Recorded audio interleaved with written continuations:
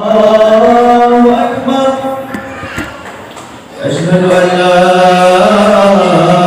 إله إلا الله أشهد أن لا إله إلا الله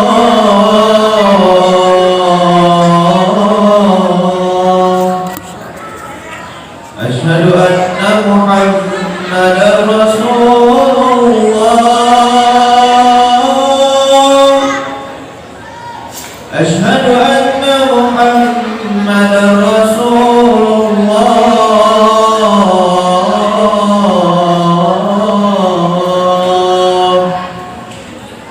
حي على الصلاة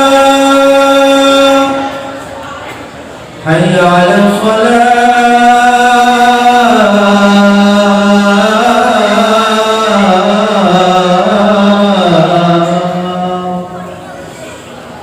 حي على الفلاح حي على الفلاح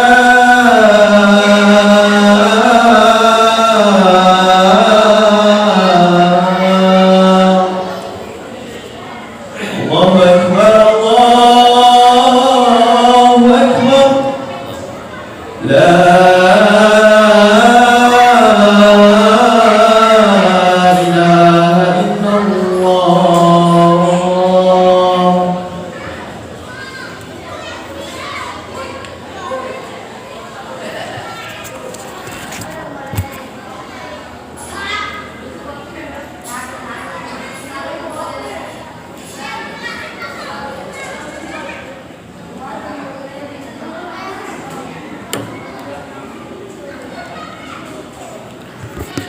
إن الحمد لله نحمده ونستعينه ونستغفره ونعوذ بالله من شرور أنفسنا ومن سيئات أعمالنا من يهده الله فلا مضل له ومن يضلل فلا هادي له أشهد أن لا إله إلا الله وحده لا شريك له وأشهد أن سيدنا ونبينا محمدا عبده ورسوله اللهم صل وسلم وبارك على سيدنا محمد وعلى آله وصحبه ومن سار على نهجه إلى يوم الدين يا أيها الذين آمنوا اتقوا الله حق تقاته ولا تموتن إلا وأنتم مسلمون يا أيها الذين آمنوا اتقوا الله يا أيها الناس اتقوا ربكم الذي خلقكم من نفس واحدة وخلق منها زوجها وبث منهما رجالا كثيرا ونساء واتقوا الله الذي تساءلون به والأرحام إن الله كان عليكم رقيبا يا أيها الذين آمنوا اتقوا الله وقولوا قولا سديدا يصلح لكم أعمالكم ويغفر لكم ذنوبكم ومن يطع الله ورسوله فقد فاز فوزا عظيما. Para bapak saudara yang saya hormati dan saya muliakan, selaku khatib pada kesempatan kali ini Al-Faqir menghimbau kepada diri saya sendiri khususnya dan umumnya buat kita semua agar senantiasa kita meningkatkan kualitas dan kuantitas ketakwaan kita kepada Allah Subhanahu wa taala, yaitu dengan cara melaksanakan segala perintah Allah dan menjauhkan segala larangannya. Para bapak saudara yang saya hormati dan saya muliakan, suatu saat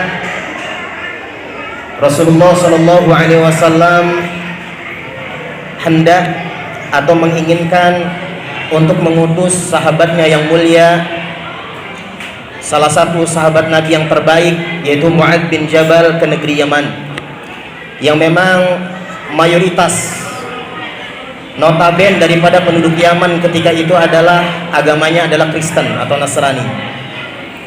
Dan ini terjadi pada 9 Hijriah, ada dalam satu riwayat 10 Hijriah. Sebelum Rasulullah Shallallahu Alaihi Wasallam, para bapak saudara, mengutus Mu'adz bin Jabal ke negeri Yaman, Rasulullah Shallallahu Alaihi Wasallam bersabda atau berpesan kepada beliau untuk disampaikan kepada penduduk Yaman. Kata Nabi, innaka sata'ti qauman ahla kitab. Wahai Mu'adz, sesungguhnya engkau akan menghadapi suatu kaum yang notabene adalah ahlul kitab, yaitu dalam riwayat, dalam fisyuruh al-hadis, dalam syarah-syarah hadis dinyatakan adalah agamanya yang orang Yaman ketika itu adalah Kristen. Kata Nabi, fa idza ji'tahum, wahai Mu'adz, kalau seandainya engkau berada di tengah-tengah mereka, engkau datang kepada mereka, maka kata Nabi, fad'uhum ila an yashhadu an la ilaha illallah wa anni rasulullah. Ajaklah mereka, dakwai kepada mereka, tanamkan, ajarkan, tanamkan ke dalam hati sanubari ke orang-orang Yaman bahwasannya tidak ada Tuhan kecuali Allah dan aku Muhammad adalah utusannya. Yang pertama adalah syahadat, para bapak saudara sekalian, yang harus ditanamkan Mu'adz kepada orang yang baru Islam, orang yang mau memeluk Islam ketika itu. Kemudian kata Nabi, wa inhum ata'u laka bidzalik, kalau seandainya orang Yaman itu tunduk kepadamu wahai Mu'adz, mereka kemenangan syahadat, mereka bersaksi bahwa tidak ada Tuhan yang berhak disembah kecuali Allah dan aku Muhammad adalah utusannya, fa akhbirhum fa'alimhum bi anna Allah qad iftarada 'alaihim khamsa salawatin fi kulli yawmin wa lailah. Kabarkan kepada mereka, ajarkan mereka, tanamkan ke dalam hati sanubari mereka wahai Mu'adz, bahwasannya Allah Subhanahu wa taala memerintahkan kepada mereka untuk menegakkan salat 5 waktu sehari semalam. Para bapak saudara sekalian, hadal hadis, riwayat ini adalah min al-adillah allati tanus ala wujub as-salawatil khams, termasuk dalil-dalil yang menunjukkan wajibnya sholat 5 waktu yang kita kerjakan sebagai seorang muslim. Para bapak saudara yang saya hormati dan saya muliakan, sholat adalah kewajiban yang telah diwajibkan kepada sang pencipta kepada kita makhluknya, yang telah diwajibkan kepada kita dari yang mengatur kehidupan ini, yang mengadakan kita dari ketidakadaan dan menganugerahkan segalanya kepada kita. Lalu para bapak saudara sekalian, bagaimana kita kalau seandainya kita adalah melalaikan 5 waktu ini? Di dalam riwayat Al-Imam Ahmad, suatu saat Abdullah ibn Aus, anak daripada Abdullah bin Aus, adalah bercerita, meriwayatkan suatu saat Rasulullah Shallallahu Alaihi Wasallam sedang, bahasa kita, mengajarkan kepada para sahabat membuat halaqah. Rasulullah Shallallahu Alaihi Wasallam ketika itu menerangkan soal fadilah keutamaan sholat 5 waktu, para bapak saudara sekalian. Kata Nabi, man hafadhu 'alaiha, barang siapa yang menjaga 5 waktu ini, ditunaikan syaratnya, dilaksanakan rukun-rukunnya, apalagi dilakukan di masjid, para bapak saudara sekalian. Apa kata Nabi, man hafadhu 'alaiha kanat nuran, salat-salat itu adalah merupakan cahaya buat dia, wa burhanan, dan tanda ketaatan, kesalehan, wa najatan yaumal qiyamah, dan keselamatan bagi yang melaksanakannya. Wa man lam yuhafidz 'alaiha, barang siapa yang tidak menjaga 5 waktu itu, ditinggalkannya 5 waktu itu dengan kesadarannya, sementara nikmat-nikmat Allah selalu dia telan, lam yakun lahu nur, tidak ada cahaya baginya, wala burhan, tidak ada tanda-tanda ketaatannya pada hari kiamat nanti, wala najah, dan tidak ada keselamatan, para bapak saudara sekalian. Kata Nabi, wa usyira yaumal qiyamati ma'a fir'aun, orang yang melalaikan 5 waktu itu, orang yang melalaikan 5 waktu itu akan dikumpulkan nanti bersama Fir'aun, yaitu raja yang zalim ketika pada zaman Nabi Musa. Kalau kita nyatakan seburuk-buruknya manusia adalah Fir'aun, para bapak saudara sekalian, dia bukan hanya menzalimi rakyatnya, akan belakang dia menyatakan ana rabbukumul a'la, aku adalah Tuhanmu, aku Tuhan Fir'aun. Manusia paling buruk adalah sepanjang abad adalah Fir'aun. Orang yang tidak menegakkan 5 waktu, orang yang mengabaikannya, Kata Nabi di akhirat nanti akan dikumpulkan bersama Fir'aun. Kemudian wa Haman ay waziru Fir'aun, dia akan dikumpulkan bersama menteri Haman, menterinya Fir'aun. Wa Qarun, yang orang kaya, Qarun. Kita letak bahasa kita mah harta karun. Karun itu tak ambil Qarun bahasanya. Qarun itu adalah orang kaya konglomerat pada zaman Fir'aun yang digunakan hartanya dalam rangka untuk mematikan cahaya dakwah Nabi Musa, para bapak saudara sekalian. Dan orang yang enggan menjaga 5 waktu, wa husyira ma Ubay bin Khalaf, akan dikumpulkan bersama Ubay bin Khalaf. Ubay bin Khalaf adalah saudara daripada Umayyah bin Khalaf. Umayyah bin Khalaf punya budak namanya Bilal, disiksa. Ubay bin Khalaf adalah, para bapak saudara sekalian, salah satu-satunya musuh daripada Quraisy, musuh Islam yang dibunuh oleh Nabi. Nabi nggak pernah bunuh orang, akan tetapi makhluk ini Allah takdirkan dibunuh oleh Nabi karena bukan Nabi sengaja, karena terbunuh, harus dibunuh ketika itu, para bapak saudara sekalian. Para bapak saudara sekalian, biasanya kita kalau selalu ditekan sholat wajib, kita biasanya mah ogah. Akan tetapi para bapak saudara yang saya hormati dan saya muliakan, ketahuilah, sholat itu bukan hanya punya dimensi akhirat, sholat juga punya dimensi dunia. Artinya sholat bukan hanya menyelamatkan kita di akhirat, menerangkan kubur kita, membahagiakan kita, bukan itu saja. Bahkan sholat juga berpengaruh di dalam urusan-urusan dunia kita. Rasulullah SAW bersabda di dalam hadis yang diriwayatkan oleh Imam Muslim. Hadisnya adalah nggak panjang. Hadis itu dimulai dengan kata at-tahuru syatrul iman. Kebersihan adalah setengah daripada keimanan. Kemudian Rasul menyatakan was-salatu nur, dalam riwayat ini, salat adalah cahaya. Bagi kita yang hidup dalam keadaan gelisah, bagi kita yang hidup tertekan, bagi kita yang hidup dalam keadaan enggak tahu mau kemana, ikhtiar kita mentok, para bapak saudara sekalian. Usaha-usaha kita lakukan adalah nol sama sekali. Mari kita menjaga 5 waktu. Rasul menyatakan as-salatu nur, salat itu adalah cahaya. Salat itu adalah cahaya, berarti ketika kita menjaga salat kita sedang mencahayakan pikiran kita yang sedang kosong. Kita sedang menerangkan hati kita yang sedang gelisah. Kita sedang menerangi kehidupan kita yang sedang gelap, para bapak saudara sekalian. Dan Rasulullah SAW dalam riwayat Al-Bukhari menyatakan, Nabi SAW idza hazabahu amrun fuzila salat. Rasul ketika dirundung oleh masalah, dia enggak tahu gimana, Rasul dijak langsung ke salat.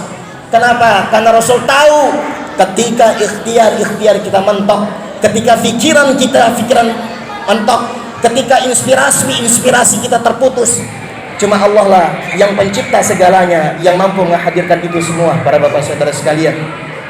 Para bapak saudara sekalian, terakhir kali, titik yang terakhir dalam khutbah kesempatan kali ini, kalau saya boleh berpesan sesama muslim, mari kita galangkan sholat 5 waktu berjamaah. Mari kita galangkan 5 waktu berjamaah. Bagi kita yang sedang dirundung masalah, bagi kita yang udah tua, yang belumnya dosanya luar biasa, sholat jamaah itu kata Nabi sedang riwayat Bukhari, sholatul jamaati tafdulu sholatal fardh bi 27 darajah. Sholat jamaah itu adalah melebihi sholat sendirian dengan 27 derajat. Maksudnya apa? Contoh ini mizan timbangan kita di akhirat nanti. Ini sholat subuh sendiri berjamaah, ini 26 sendirian. Ini menang, para bapak saudara sekalian, kalau kita sholat jamaah. Bagi kita yang memerlukan kecepatan, bagi yang kita ibarat kata butuh pertolongan Tuhan, mari kita datangi rumahnya, kita merengek kepadanya di rumahnya, kita memohon kepadanya, dan kita kemudian itu kita ikhtiar, kita berusaha sekuat tenaga kita, dan kita serahkan urusan kita kepada Allah Subhanahu wa taala.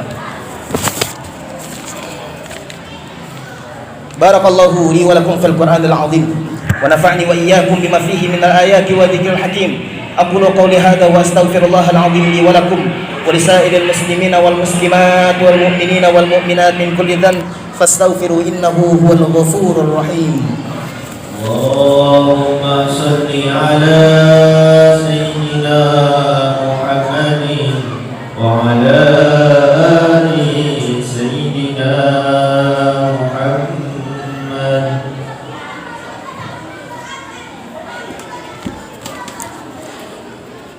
Alhamdulillahi rabbil alamin wa bihi nasta'inu ala umuri dunya waddin, wassalatu wassalamu ala asyrafil anbiya'i wal mursalin wa ala alihi wa sahbihi ajma'in, amma ba'd. Ibadallah, أوصيكم وإياي بتقوى الله فقد فاز المتقون إن الله وملائكته يصلون على النبي يا أيها الذين آمنوا صلوا عليه وسلموا تسليما اللهم صل على سيدنا محمد وعلى آل سيدنا محمد كما صليت على سيدنا إبراهيم وعلى آل سيدنا إبراهيم وبارك على سيدنا محمد وعلى آل سيدنا محمد كما باركت على سيدنا إبراهيم وعلى آل سيدنا إبراهيم في العالمين إنك حميد مجيد اللهم أعز الإسلام والمسلمين وأذل الشرك والمشركين ودمر أعداءك أعداء الدين اللهم نسألك سلامة في الدين والدنيا والآخرة وعافية في الجسد وزيادة في العلم وبركة في الرزق وتوبة قبل الموت ورحمة عند الموت ومغفرة بعد الموت اللهم هون علينا في سكرات الموت اللهم هون علينا في سكرات الموت اللهم هون علينا في سكرات الموت والنجاة من النار والعفو عند الحساب وعد الله إن الله يأمركم بالعدل والإحسان وإيتاء ذي القربى وينهى عن الفحشاء والمنكر والبغي يعظكم لعلكم تذكرون فاذكروا الله العظيم يذكركم واشكروا على نعمه يزدكم واسألوا من فضل يعطكم ولذكر الله أكبر والله يعلم ما تصنعون